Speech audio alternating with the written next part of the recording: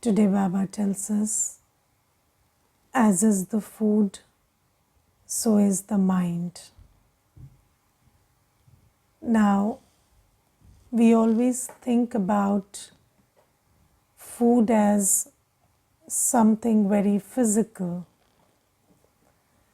but Baba has given us the knowledge that food is a vibration. Food carries with it a lot of vibration, vibrational energy. And a soul is a vibrational being.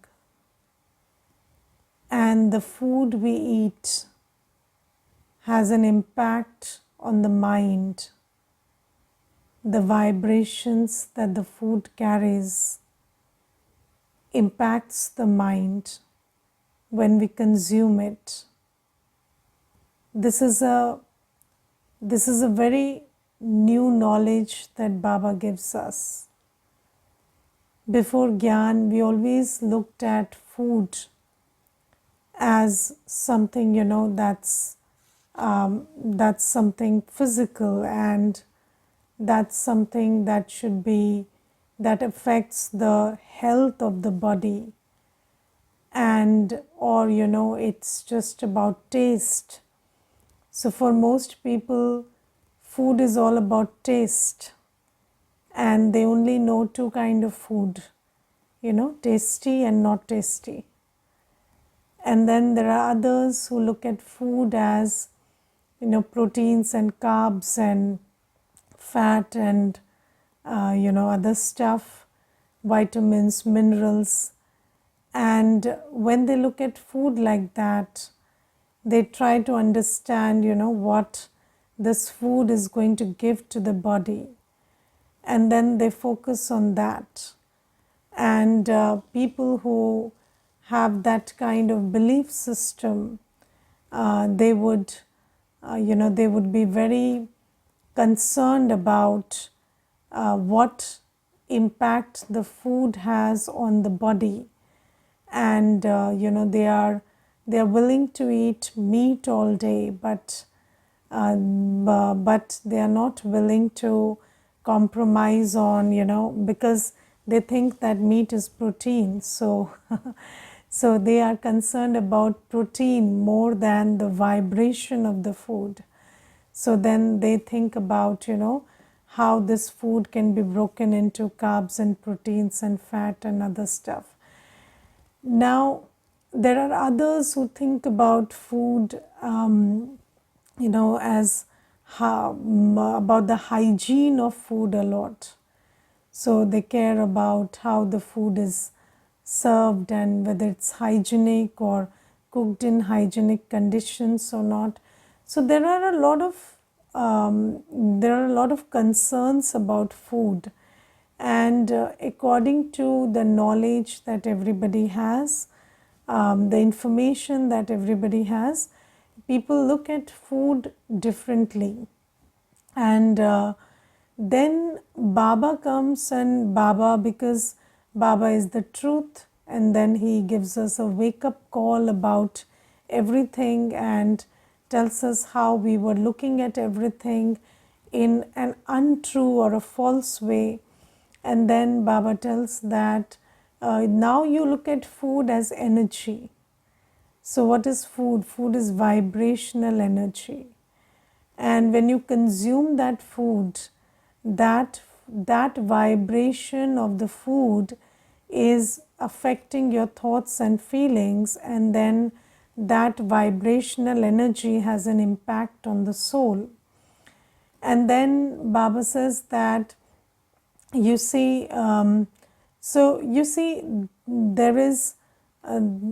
a lot of thing that Baba makes us aware of, which is very difficult to understand otherwise. So you see, if a soul does some karma through the body, then how does the karma affect the soul? So you see, that's an interesting point of reflection that Baba gives us. So you see, you kill somebody with the hand, you the soul kills somebody with the hand, and then you see that karma you have to suffer because you are the one who kills through the hand. Yes, so Baba teaches us about karma, and Baba teaches us about the fact that the one who does the karma is the soul. So the karma you do through the body affects you, the soul. And then Baba also tells us that the vibration that you consume in the form of food, that also affects the soul. So with these two pieces of knowledge put together, Baba today tells us that those who buy meat, sell meat, or cook and serve meat, or even if you're not cooking but just serving meat, and if you're consuming, then that's an altogether different story. But Baba says consumption is first, greatest sin. But then even if you're not consuming, you're buying, selling, cooking, serving, all of that creates karmic burden. Because if you see it objectively, it is you are participating in killing. So how is meat procured? By killing. So you are becoming party to killing, because when you are selling or buying or cooking or serving or consuming, in all of these acts you are becoming a participant in killing for that meat.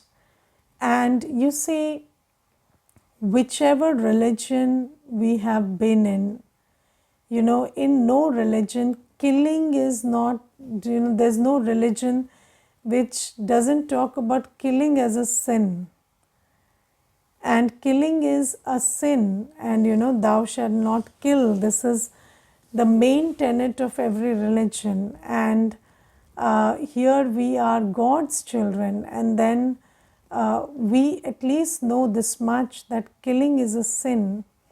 And if you are becoming, so according to law also, if you go and see the law of the land, so if you have not killed somebody, but you have paid somebody to kill, or they know that you are going to buy what they kill, or you have just helped do something in that whole episode of killing, then you are a criminal, right? So Baba tells us that even if you are not a criminal according to the law of land, you are a sinner if you are killing. And Baba says that buying meat, selling meat, or cooking, serving, eating, all of this creates negative karma, a karmic burden, because this is killing. And just think about what would be the equal and opposite of killing. If you torture somebody, kill somebody, then is not the natural consequences that you will be tortured and killed? Yes, so that's the natural consequence. So then why complain about physical pain and suffering of the body? And so if you kill animals and they are suffering, and you are creating that karma of causing so much pain and torture to animals, then obviously you are also going to suffer in the same way.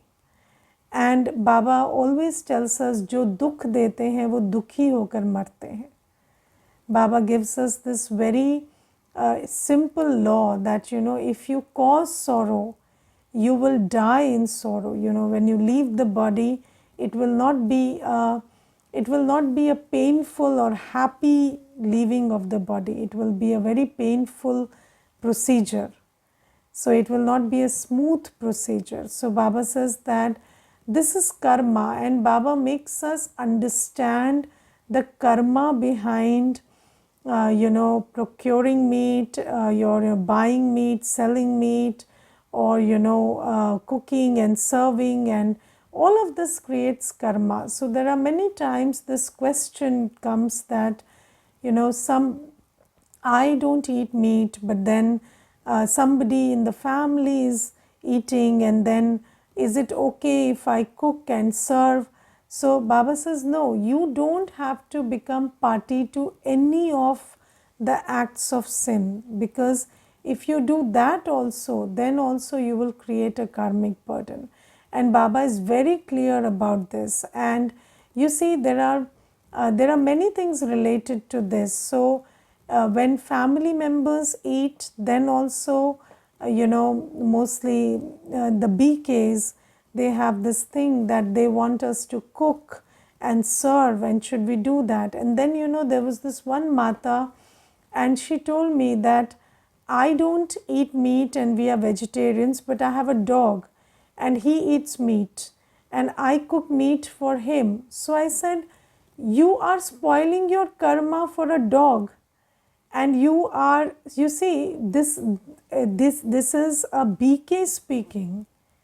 It's not somebody who doesn't understand the law of karma. But there are children of Baba who are keeping pets at home, and then they are cooking and serving meat for the pet, and that is also, you see, that is also creating a huge karmic burden. And when there is a karmic burden, because Baba is very clear today, Baba clearly states, buying, selling, cooking, eating, serving, everything is creating karmic burden. And when we do that, then there is suffering coming in the form of sadness or waves of sadness, and then you don't know where it's coming from, where all that negativity, that depression is coming from. You don't know where all that suffering, mental and physical, is coming from, but it is coming from these things. And Baba says that you have to be very careful about this karma that you're creating through this engaging in the killing of animals. And then second thing Baba says is, whatever you eat is a vibration. It's vibrational. And when you eat it, then you are consuming that vibration, and that vibration becomes your vibration.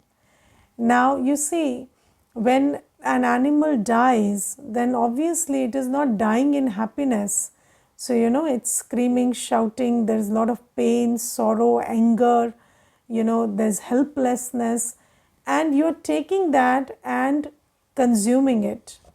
So what will that vibration do to you, the soul? Because the soul is very susceptible to vibration. You see, when somebody in and around us is sad or angry or aggressive, then you feel that vibration, correct? So even when you are in the vicinity of somebody who is sad or angry or fearful inside, you are affected by that vibration. Now think about something that you're putting into your mouth and body. Will that vibration not affect you? Of course it will. So Baba says you have to be very careful about the vibration of the food that you're consuming. And then Baba also talks about a very subtle law. So Baba also talks about consuming of alcohol and smoking these days. And Baba says partying, smoking, alcohol, this has become like fashion. And people think that it is cool to party and cool to consume alcohol and to smoke. But Baba says if you are a yogi, then you know what you're doing? You're spoiling your whole fortune by doing that. Because you see, there is food that affects our mind, because of the vibration it carries. And then there is food that affects our intellect.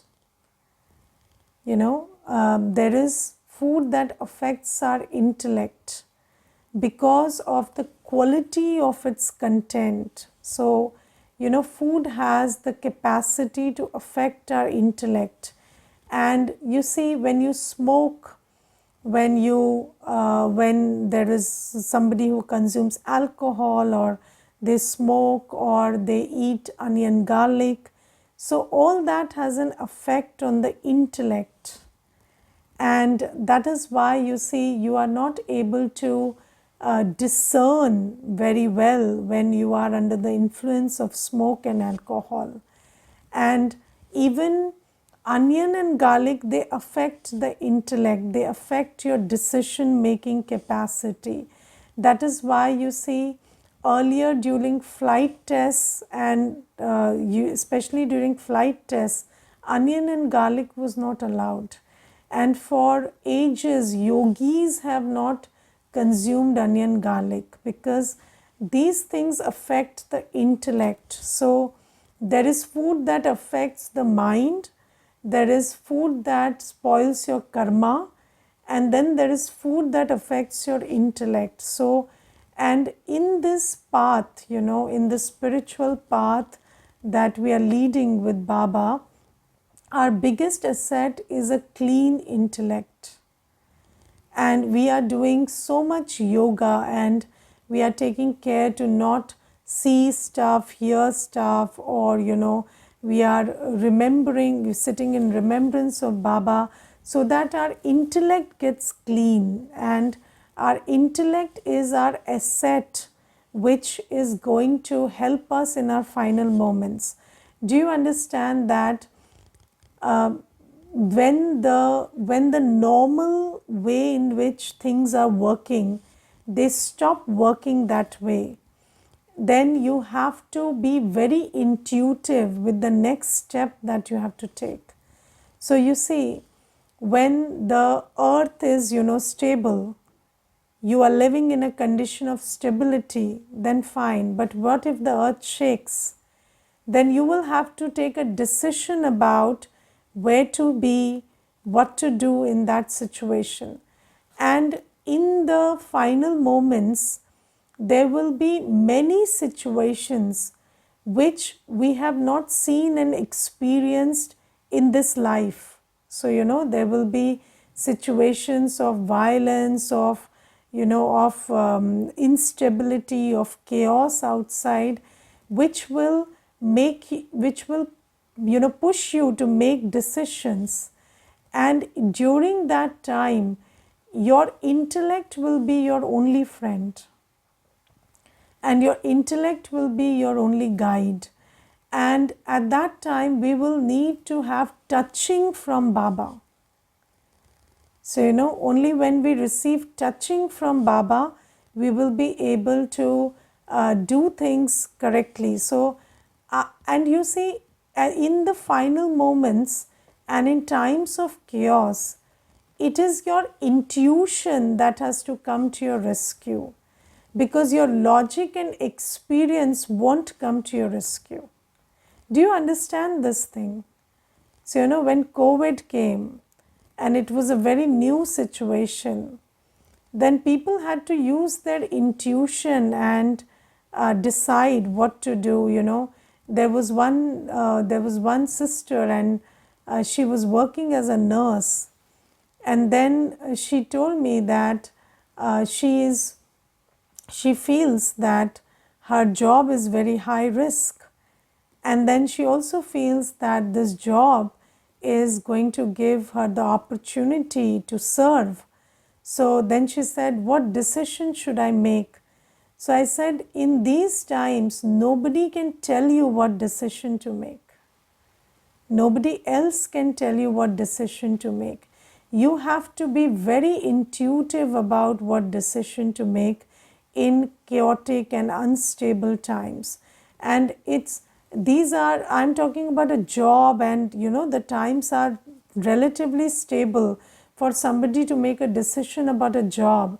But then, decision about whether you have to stand or sit or, cover your head or leave your head open or, go outdoors or stay indoors. These are many decisions that one would have to take in troubled times.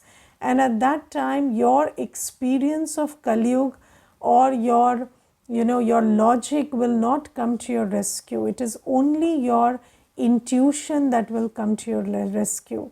And that is why it's very, very important that we keep our intellect clean and clear. And in Sangam Yuga, you see, it is our intellect through which we remember Baba. Even while doing karma, if our intellect is clean and clear, I can stay in Baba's remembrance and keep earning an income. I can keep, filling myself with treasures. While the whole world is going downhill, I can go uphill through the power of the intellect. So the intellect is very important. And Baba says, when you smoke, you drink, there is alcohol, there is these intoxicants, then they affect the intellect. Even onion, garlic, it affects the intellect. And the intellect, when it is not intoxicated by intoxicants, then it can feel the super sensuous intoxication of being in Baba's company. But if it is intoxicated by intoxicants, it loses the capacity to feel the super sensuous joy or feel the treasures that Baba is giving us. So Baba says you have to understand this whole, the subtleties of food and how it affects the intellect, the mind, how it soils your karma. And then you have to be very careful about food. As is the food, so is the mind, intellect and karma. So take care of this. And then today Baba says that we must always perform pure karma, no impure karma. And you see, at least, when we become a BK, so every day through the Murli, we are being increasingly educated about what is pure karma, what is impure karma. So, you understand what is pure karma, what is impure karma. You understand remembering Baba is pure karma. You understand doing everything in Baba's remembrance is pure karma. And you understand what is impure karma, lust is impure karma, speaking rudely, bitterly, causing sorrow is impure karma, being greedy is impure karma. So you understand all of these things. So Baba says one must take care to always perform pure karma and stay away from impure karma. And if there is if you have the urge to still engage in impure karma, or you don't have the power to engage in pure karma, then Baba says take directions from Baba. Share your share what are your don't share the situations. So mostly, when children are asked to take advice, so they will say, I have these physical limitations or these financial limitations, or there are limitations of the relationships that I have. No, that is not your limitation. What is your sanskar? Because you see, when something on the outside is able to stop you from creating pure karma, or something on the outside is able to push you into doing impure karma, then that is just a pressure outside. But what is it inside you? What is your sanskar that is making you yield to the pressure? So, there's one brother and he keeps constantly telling me that, my wife, whenever I come for the class, she would stop me and she would keep telling me that you don't have to step out and you don't have to go to the center. And that is my problem. So I said, that's not your problem. Your problem is, think about what is it that you feel uncomfortable about when she asks you to stop.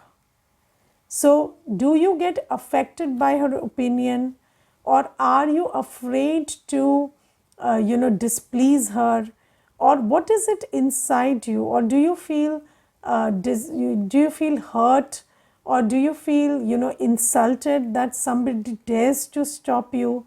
What is it inside you that makes you feel that stops you from engaging in pure karma, or that makes you yield to pressure outside and engage in impure karma? So you have to identify your disease. And Baba says, when you identify that disease, or even if you share, openly that I'm not able to do this or I'm able to do this, then at least your disease will be diagnosed. And then Baba says, take advice from Baba how to get rid of that disease. And when you get rid of that disease, so you see, I'll give you one example. So there's one brother, and somebody in the family keeps disturbing him a lot, and they keep calling, they keep sharing their troubles, and that one is a really close one.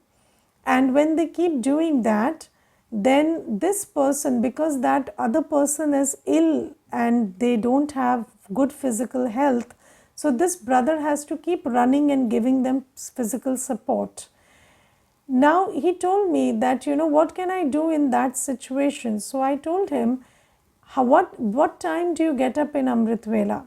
So he said, I don't get up in Amrit Vela because I'm so tired all day that I sleep during Amrit Vela.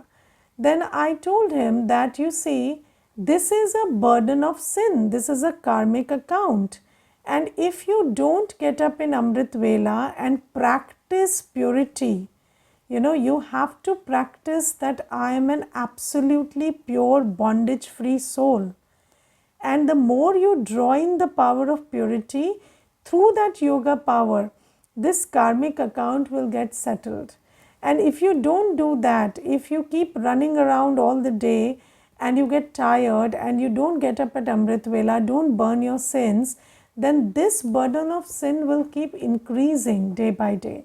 So Baba says that whatever is your situation, or whatever is your, so when you tell your situation also, sometimes you will get the advice about what is it really inside you that is troubling you. And then Baba says, according to that, learn. And then again, you should know this about taking advice, that if you take advice from Baba, you share your concern, you take advice, and then you don't follow it, then it creates the burden of disobedience. And that's a very big burden.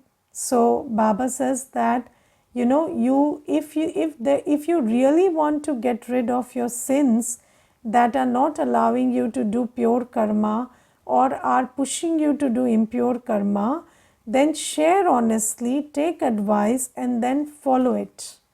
And then you will be free from the burden of sins. And then second thing Baba says, if you keep hiding, so you see, one of the basic disciplines of Brahmin life is you share everything honestly with Baba. But if you are, so most people, most Brahmins, they don't submit the chart. And that is a very big form of hiding, because the way in which we ensure transparency with Baba, or we ensure that I'm honest with Baba, is when I write my everyday chart.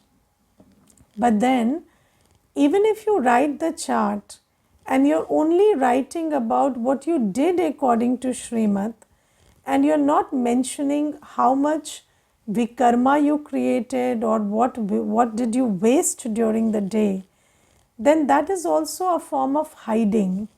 So you are just writing the good part, and then and you are just, sending that, and then you are not sharing honestly what paap you are doing all day or what wastage you are doing all day.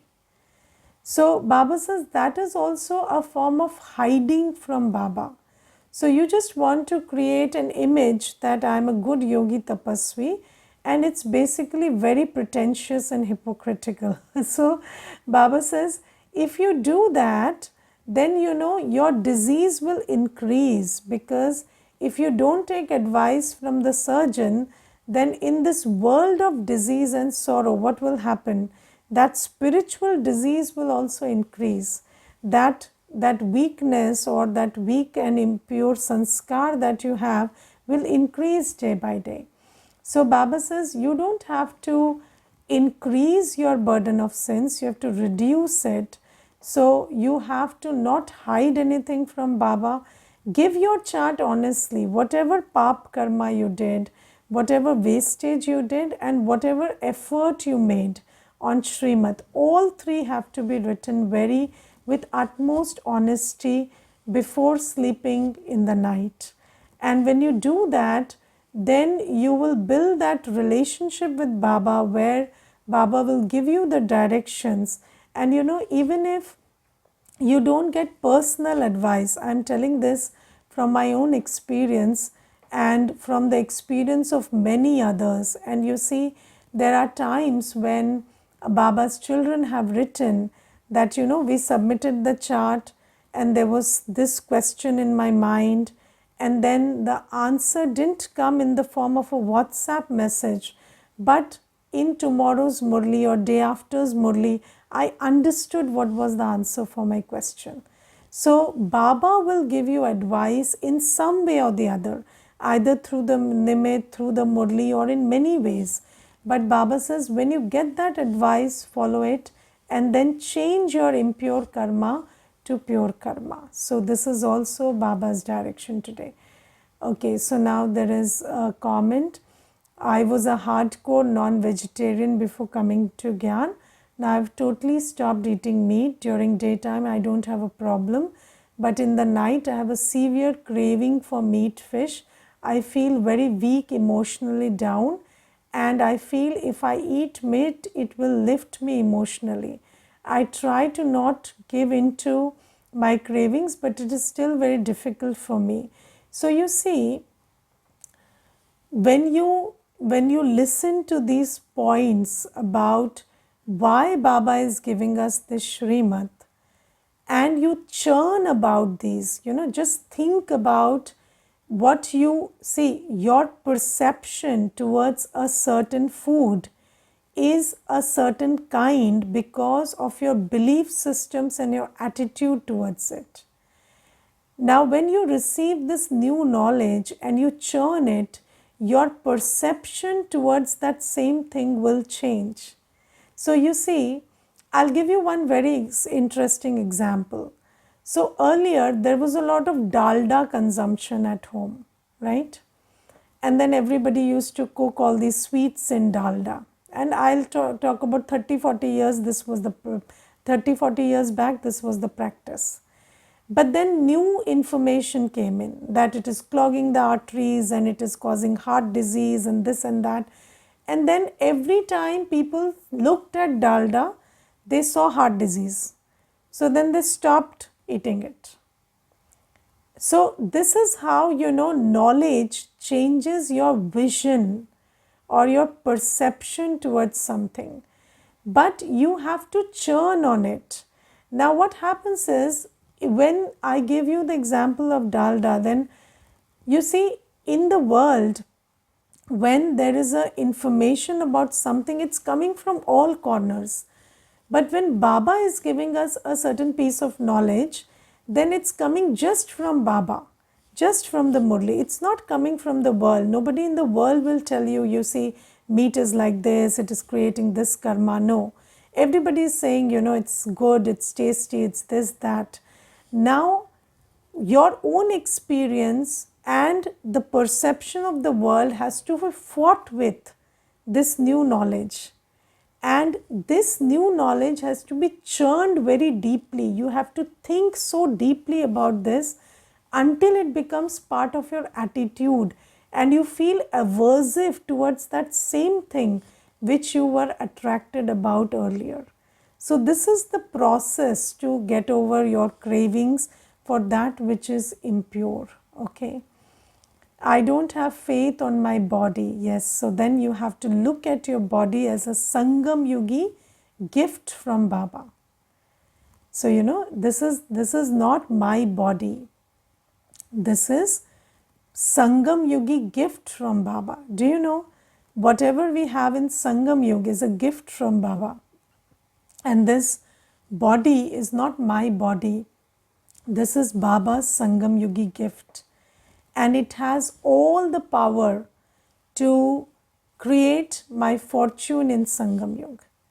So just look at it like a gift from Baba, and that will change your perception towards the body. Okay, Om Shanti.